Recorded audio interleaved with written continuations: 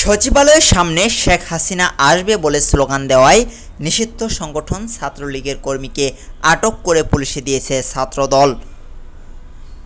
ছাত্রলীগের ওই কর্মীকে পুলিশে দেয় ঢাকা ইন্টারন্যাশনাল ইউনিভার্সিটি শাখা ছাত্রদলের নেতাকর্মীরা। ছাত্রলীগের ওই কর্মীর নাম রাসেল বলে জানা গেছে। গতকাল দিনভর এসএসসি ও কৃতকার্য শিক্ষার্থীদের সচিবালয়ের সামনে আন্দোলন চলছিল। শিক্ষার্থীরা আন্দোলনের এক পর্যায়ে দরজা ভেঙে ভিতরে ঢুকে পড়ে।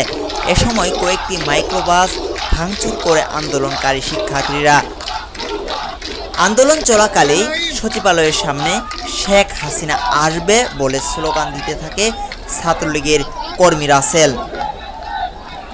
এ সময় সেখানে উপস্থিত ছিলেন ঢাকা ইন্টারন্যাশনাল ইউনিভার্সিটি শাখা ছাত্রদলের সাংগঠনিক সম্পাদক আব্দুল্লাহ আল মঈন। পল্টন থানা ছাত্রদল নেতা মঈনুদ্দিন মিলন তাকে ধরে পুলিশের নিকট হস্তান্তর করেন। ছাত্রদলের অন্য নেতাকর্মীরাও ঘটনাস্থলে উপস্থিত ছিলেন।